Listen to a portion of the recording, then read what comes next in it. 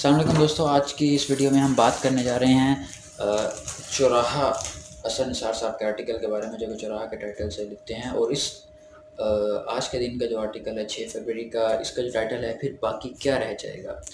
So let's start, دیکھتے ہیں کہ اسد نثار صاحب اس دفعہ کیا کہنے والے ہیں۔ چند ہفتے پہلے اس کالم میں عرض کیا گیا تھا کہ صرف ایک دن کا اخبار کسی قوم کے اجتماعی کردار کو سامنے لے آتا ہے۔ پارلیمنٹ یا چنڈو خانہ، مچھلی منڈی یا لنڈا بازار، چشم بدرو حکومتی اور اپوزیشن ارکان گتھم گتھا، ہاتھا پائی، کالم گلوج، ٹھڈے دھکے، نعرے بازی، سیٹیاں، ہلڑ بازی، اسپیکر ڈائس کا گھراؤ، مائک اتار لیا، ایجنڈے کی کاپیاں پھاڑ ڈالی۔ عوام کو مبارک ہو۔ جمہوریت کا حسن عروج پر، اور یہی چراغ جلیں گے تو روشنی ہوگی۔ یقین خوش بختوں کا اجتماعی چہرہ ہے۔ اور ایک بہادر آدمی جاوید ہاشمی المعروف باغی کے بارے میں بھی زبان سے دیام ہے کہ زمینوں پر ناجائز قبضہ کر رکھا ہے۔ وثوق سے کہہ سکتا ہوں میڈیا آزاد نہیں۔ جسٹس قاضی فائز عیسیٰ کا یہ بیان ہے۔ سیاسی جماعتوں میں بھی جمہوریت نظر نہیں آتی۔ Chief justice of Pakistan. گلوکار کا بیوی پر کھونسوں ٹھڈوں سے تشدد۔ 12 سالہ بچے نے ماں کی ڈانٹ پر خودکشی کر لی۔ شہد کے چھتے سے شہد نکالنے پر مالک نے غلیل چھین کر آنکھ پھوڑ دی۔ قائمہ کمیٹی برائے سائنس اور ٹیکنالوجی کے اجلاس میں انکشاف ہوا کہ مارکیٹ میں پلاسٹک کے انڈے اور گھی بھی فروخت ہونے لگا ہے۔ ارکان اسمبلی کے لیے فنڈز کی بھرمار، عوام پر مہنگائی کی لگار۔ لاہور، 20 سالہ لڑکی ہارون آباد میں نوجوان کی خودکشی۔ لیاقت آباد میں کومل نے گھریلو ناچاکی پر پھندا ڈال کر خودکشی کر لی۔ 18 سالہ مدثر بھی پنکھے سے جھول گیا۔ عمران خان کی تعریف کیوں کی؟ مہنگائی کے ستائے شہری کا بیٹے کے رشتے سے انکار۔ زیادتی کے بعد بھتیجی کو قتل کرنے والے چچا کو 2 بار موت کی سزا۔ شاہکوٹ، سفاک شخص نے اپنی والدہ، بیوی، بھابھی اور بہن کو ذبح کر دیا۔ فیصل آباد، بیٹے نے فجر کے وقت نہ اٹھنے پر باپ کو قتل کر دیا۔ جعلی زرعی ادویات اور کھاد ڈیلرز کے لائسنس منسوخ کرنے کا حکم۔ 2% پاکستانی کھانے میں کمی پر مجبور۔ ادھار مانگ کر اخراجات پورے کرنے کی شرح 13%، سروے رپورٹ۔ کہتے ہیں دیگ کے چند دانے چکھنے سے ہی پوری دیگ کی حالت کا اندازہ ہو جاتا ہے، اور یہ واقعی چند دانے ہی ہیں، ورنہ ایسی خبروں کا شمار نہیں جنہیں پڑھ کر انسان پتھرا سا جاتا۔ نغمے کانوں میں گونجنے لگتے ہیں۔ ہوا یہ ہے کہ شرمناک اور اذیتناک خبریں آہستہ آہستہ سلو موشن میں بڑھتی رہیں، اور ہم دھیرے دھیرے اسی حساب سے بے حس ہوتے ہوتے ایک ایسے مرحلے میں داخل ہو گئے جہاں ایسی کوئی خبر ہی نہیں رہی، بلکہ اب تو شاید قاری ایسی خبروں پر دوسری نظر ڈالنا بھی گوارا نہیں کرتا کہ یہ تو معمول کی بات ہے۔ یوں محسوس ہوتا ہے کہ قوم کے اعصاب تیزی سے جواب دیتے جا رہے ہیں۔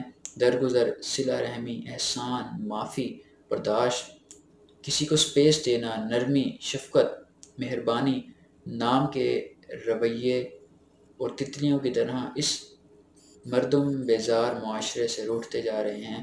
تو میں سوچ رہا ہوں کہ جب 22 کروڑ لوگوں پر مشتمل یہ اب نارمل آبادی مستقبل قریب میں 35-40 کروڑ غیر متوازن، غیر مستحکم، غیر محفوظ، غیر یقینی پن کا شکار مخلوق تک پہنچے گی تو کیسے کیسے مناظر دیکھنے کو ملیں گے۔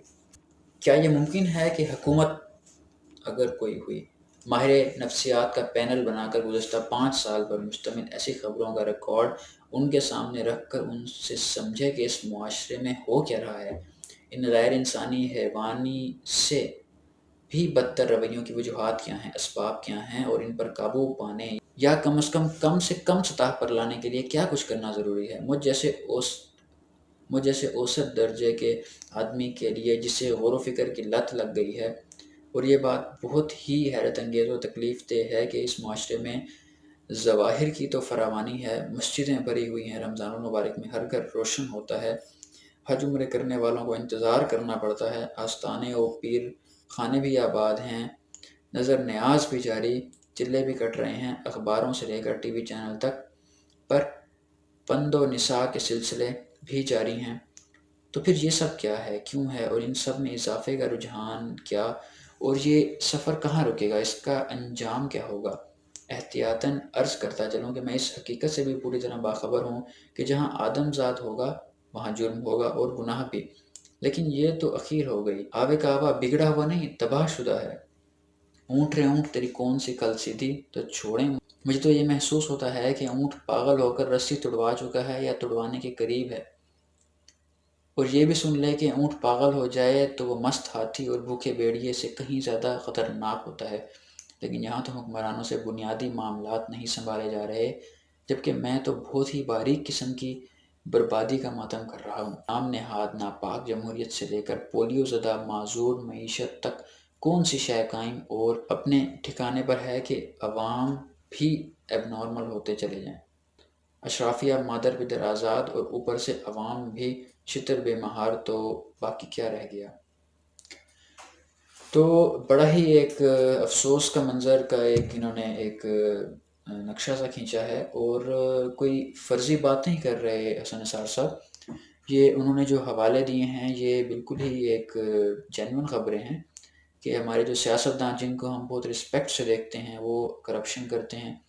بہت ہی ایک لاؤبالا پن ہے، بغیر سوچے سمجھے اقدامات کرنا، قتل کرنا، کسی کو خدا نخواستہ کسی کی بے عزتی کرنا اور خودکشی کرنے جیسے بڑے بڑے اقدامات کرنا، اور اللہ کی نعمتوں کا کفران کرنا، یہ ایک معاشرے میں ایک جذب ہو چکا ہے لوگوں کے دل میں، جو کہ وہ سوچتے ہی نہیں۔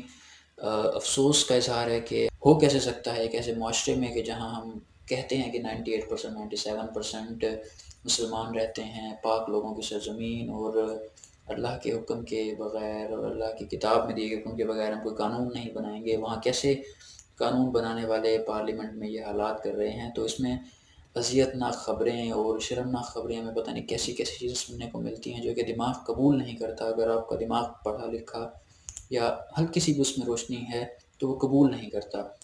ہاں، اگر آپ اس معاشرے کے رنگ میں رنگ چکے ہیں جہاں عورت کے ساتھ بدتمیزی کرنا اور ماں باپ کے ساتھ زیادتی کرنا، ان کا حق مارنا، ان کو گھر سے نکالنا، بچوں کے ساتھ بدتمیزی کرنا، اور معاشرے میں اگر آپ کے پاس پاور ہے تو اس کا مس یوز کرنا، پاور نہیں ہے تو صبر نہ کرنا، اور ایک طریقے سے مجبوری کی حالت میں ایسے سٹیپ لے جانا جو کہ آپ پھر بعد میں پچھتائیں، تو اس طریقے کی اگر آپ اس رنگ میں ڈھل چکے ہیں تو پھر آپ کا کوئی، یہ خبر تو ایک عام سی خبر ہے کہ جس طرح 12 سالہ بچے نے ماں کی ڈانٹ پر خودکشی کر لی، آپ کے ہاں ٹھیک ہے، یہ اس طرح کے تو ہوتے رہتے ہیں واقعات، بٹ نہیں، اس طرح کے واقعات نہیں ہوتے اور نہ ہی ہونے چاہیے۔ ہماری حکومتوں کی ذمہ داری ہے کہ اس طرح کے واقعات کو دیکھے سمجھے کہ ہماری عوام اس طرف کیوں جا رہی ہے، کیسی وجوہات ہیں، کس طریقے سے ہم اس ایک ایکسٹریمسٹ معاشرے کو اس طرح اور ایکسٹریمسٹ ہونے سے روک سکتے ہیں۔ تو ضرورت ہے کہ اس آوے کا جو بگڑا ہوا ہے اس کو پیچھے سنبھالا جائے اور کوشش کی جائے کہ اس قوم کو سدھارا جائے، کسی نہ کسی طرح اس کی ہدایت کی جائے اس سے پہلے کہ بہت دیر ہو جائے۔ تو آپ کیا کہتے ہیں اس آرٹیکل کے بارے میں؟ آپ بھی بتائیں، اور یہ سلسلہ انشاءاللہ میں کوشش کروں گا کہ اسے جاری رکھوں۔ چینل کو سبسکرائب کیجیے گا۔ Thank you.